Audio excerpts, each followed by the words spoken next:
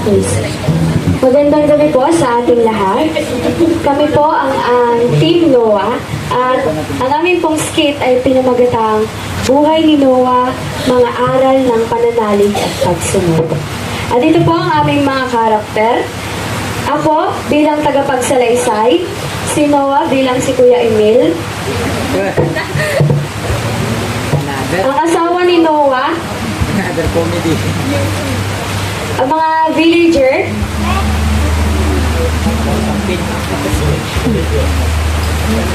ang mga anak ni Noah,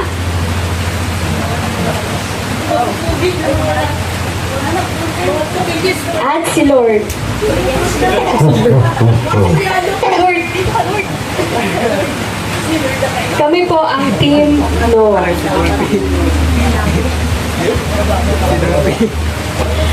Noong unang panahon, may isang lalaking matuwid at may takot sa Diyos, si Noah. Sa kabila ng kasamaan sa mundo, nananatili siyang tapat sa Diyos, kaya't isang araw, tinawag siya ng Panginoon upang magbigay ng mahalagang utos. Nagsalita ang Panginoon kay Noah.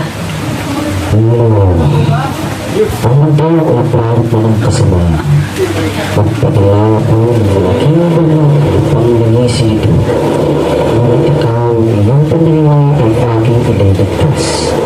Gumawa ka ng isang malaking arko at isama mo ang bawat kamanigay ng pagbawa. Maraming salamat, Panginoon. Ang iyong awa ay walang hanggan. Ang iyong kabutihan ay magpakailanman. Sa kabila ng kahirapan ng utos, hindi nag-alinlangan si Noah. Agad niyang sinimulan ang paggawa ng arko kahit na maraming tumutuligsa sa kanya. Nagsimula na ang pagbuo ng arko at pangungutya ng mga tao. Mahal, hindi ba't labis na napakalaki ng arko ang ginagawa mo? Kaya ko pagdududahan ka ng mga tao at pagtatawanan. Basta ang Diyos ang nagsugo, hindi kanya bibiguin. Tanging Diyos lang ang tanging kaligtasan ng mga tao.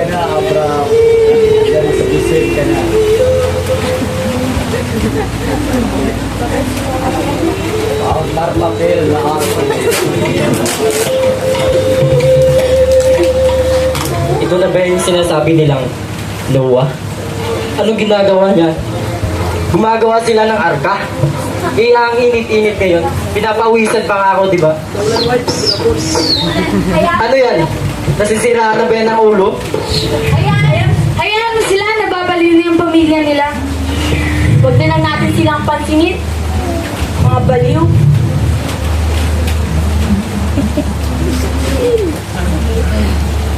Anong klaseng arka yan? Parang ano ata yan ah. Ano ka ba yan? Parang pangit.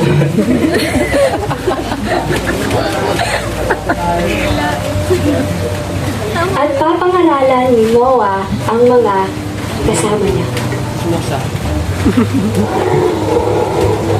Mga kapatid, akong si Noah ay sinugo ng Diyos upang kayo'y dalhin sa kaligtasan. Huwag kayong maniwala sa nasisira ulo ng isang tao na yan. Paulo ka naman, Noah! Sino ba naman ang init-init gagawa ng arka? Ilang buwan na tayong hindi inulan, tapos gagawa ng arka. Tapos makikita natin na sa taas pa ng bundok. Ano yun? Saan yung dagat? Paano niya dadalhin sa dagat ang arka niya ginagawa? Nababaliw na ata talaga siya. Hindi siya tumitigil sa paggawa ng arka. Sa kabila ng pangudya at pag-aalinlangan ng mga tao, patuloy na gumawa si Noah ng arko. Isang aral ang natututunan natin dito ay sa bawat hamon ng buhay, ang pananampalataya at pagsunod sa Diyos ang magbibigay ng tunay na kalakasan.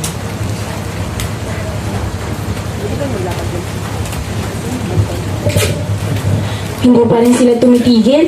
Nababaliw na ata ang pamilya nito. Ano ba yung kinakain nila? Bakit ganyan yung pumapasok sa isipan nila? Nababalo na nga talaga. Kita nyo? Ba't ano yung gamit nila? Papel. Napaka-imposible naman atang magawa ang isang arka gawa sa papel.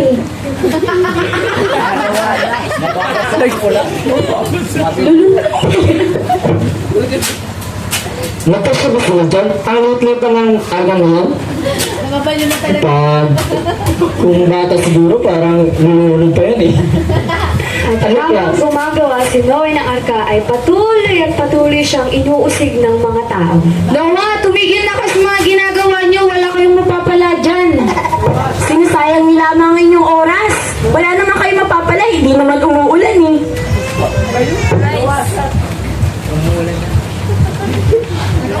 Pasensya na mga kapatid. Hindi nyo alam kung anong katotohanan. Ano katotohanan? Huwag kayong maniwala dyan mga kasama. Nasisiraan na yung ulo. Darating ang napakalaking baha. At kayo'y manulunod kung hindi kayo susunod sa sugo ng Diyos sa akin. Yan ang inyong marirealize. Pag dumating na sa buhay ninyo, ang malaking baha. Anong baha? Yung taas ng lugar natin, o paano tayo abuti ng baha? Walang ulan. Laging nasikat ang araw. Napakainit. Kahit naka-aircon tayo, sobrang init pa rin. Pinapawisan pa rin ako. Kita nyo? Marami tayong aircon, mayaman tayo eh. At dumating na ang araw ng paglakas ng ulan at ng baha.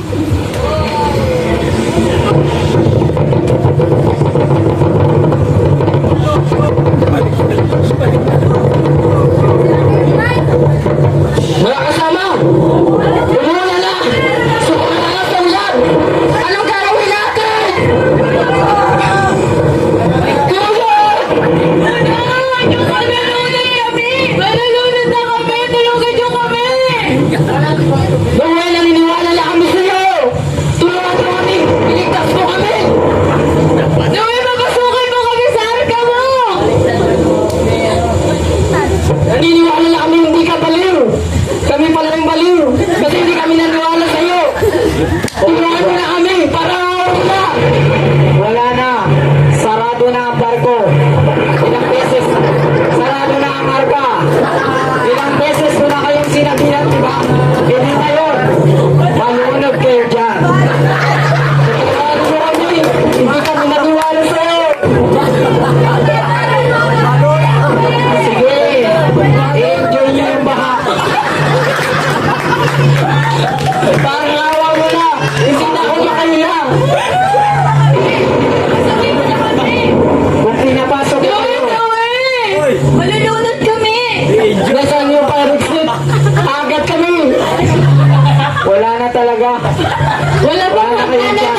ang arka mo! Wala pa salbabida ka, salbabida na lang! Tulungan mo kami, maawa ka sa amin! Hindi na pwede. Ilang beses na ako nagsabi. Maawa ka naman! Mamatay kami! Sige lang. Noe, bakit nakapasok ka mga hayop kami mga tao hindi mo pinapapasok? Hindi kasi kaya naniwala sa Diyos eh. Di ba? Sinabihan ko na kayo eh. Ano na yan?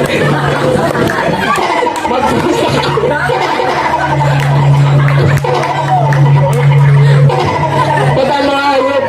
Napaka-unfair naman kami mga tao. Hindi mo kami sinama sa arka. At nag-utos at patuloy na namatay ang mga tao dahil sa paglinod.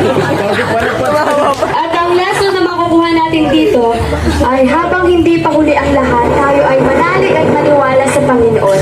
At huwag nating kukutsain ang mga taong ginagamit niya dahil darating ang panahon na manuningil ang ating Panginoon.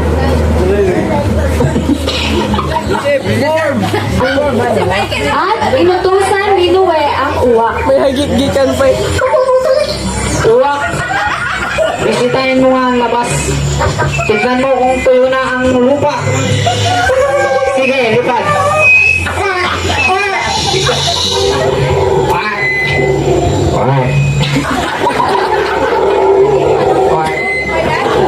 At bumalik na ang uwak. Kumusta uwak? Pa rin. Yun lang.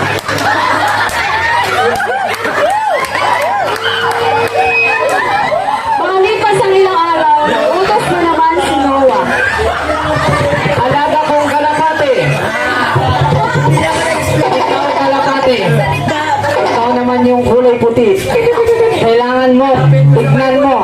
Si uwak kung hindi nagtagumpay, dapat ikaw magtagumpay na. Lumabas ka, tignan mo kung tuyo na ang halaman. Ay yung lupa. Tignan mo kung tuyo na ang lupa. Sige, lipad kalapate, lipad.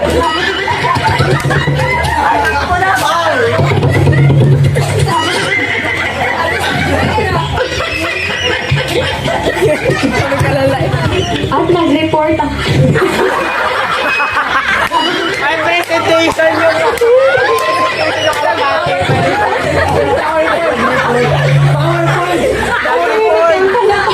Nag-report pa rin kalapate. At bumalik ang kalapati. Naka-PowerPoint yung kalapate. Kamusta kalapate?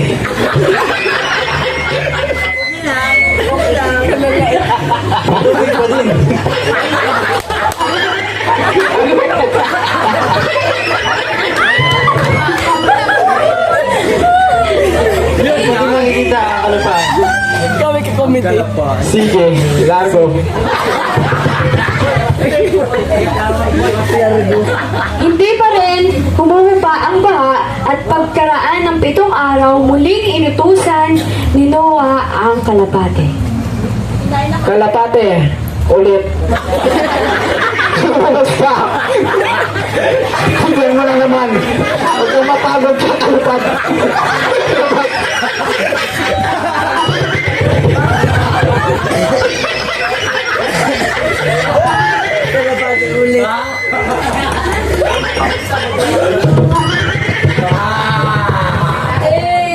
At nakabalik na ang kalapate. Kapag gagambag! Kumusta kalapate? Buti hindi ka na baril.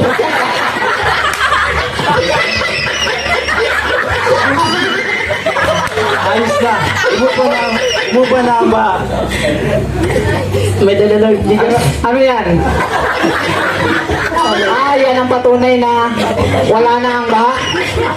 Very good. Matapos ang ilang buwan, bumaba na ang tubig at si Noah ay lumabas sa arko. Nag-alay siya ng pasasalamat sa Diyos para sa kanyang kaligtasan at uminig ang Panginoon. Anong pangalan ni Noah? Maganda na graduation po. Noah. Dahil sa iyong pananampalataya at pagkasunod, sa pagkakata pa naman ito naman ay gumanahan ng hanggang sa pagkagitan ng baha. Nakatawa ang aking tapat. Kahit nakikita mo ang bawang buhay, gumanahan na ang aking pangako, ang kapangapaan at ang pangalaman. Panginoon, maraming salamat sa iyong barko. Sa iyong napakalaking arka. Kung hindi dahil sa iyong pagsugo sa akin, itong mga to ay hindi maliligtas. Wala pa naman ligo. Salamat po Panginoon, ikay aking sasambahin ng buong puso't kaluluwa. At nagpakita ang bahaghari bilang pangako ng Panginoon.